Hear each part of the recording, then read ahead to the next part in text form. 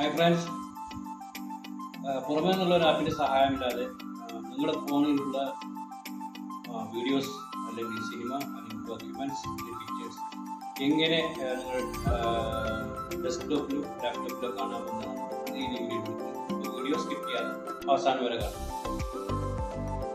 അപ്പോൾ അതിനുവേണ്ടി നിങ്ങൾ ചെയ്യേണ്ട ഇത്ര മാത്രം ഗൂഗിൾ ഡ്രൈവ് എടുക്കുക. ഗൂഗിൾ എടുത്തതിന് ശേഷം ഓപ്പൺ ചെയ്യുക.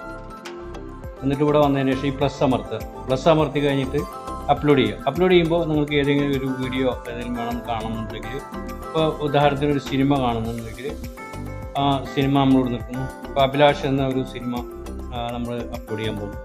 അപ്പോൾ ഇനി അപ്ലോഡ് കാണിക്കുന്നു, അത് അപ്ലോഡ് ആയിക്കൊണ്ടിരിക്കുന്നു. ഏകദേശം 2 മിനിറ്റ് സമയം കൊണ്ട് അത് അപ്ലോഡ് ആകും. അപ്പോൾ അതിന് വേണ്ടി നിങ്ങൾ എന്ത് ചെയ്യണം, ഡെസ്ക്ടോപ്പിൽ അല്ലെങ്കിൽ ലാപ്ടോപ്പിൽ ഗൂഗിൾ ഡ്രൈവ് ഡൗൺലോഡ് ചെയ്യണം. അപ്പോൾ ഞാനിപ്പോൾ ഓൾറെഡി ഇത് ഡൗൺലോഡ് ചെയ്തുകൊണ്ട് ഇതിൽ കിടക്കുന്നുണ്ട്. അതൊന്ന് ഓപ്പൺ ചെയ്ത് നോക്കാം.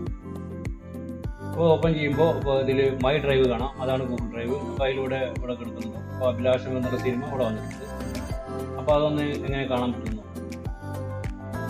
അപ്പോൾ അത് എന്നിട്ട് ഇങ്ങനെ ഓപ്പൺ വിത്ത് വീഡിയോ PLC മീഡിയ പ്ലെയർ വഴി ഒരു സിനിമ ഇവിടെ വന്നു.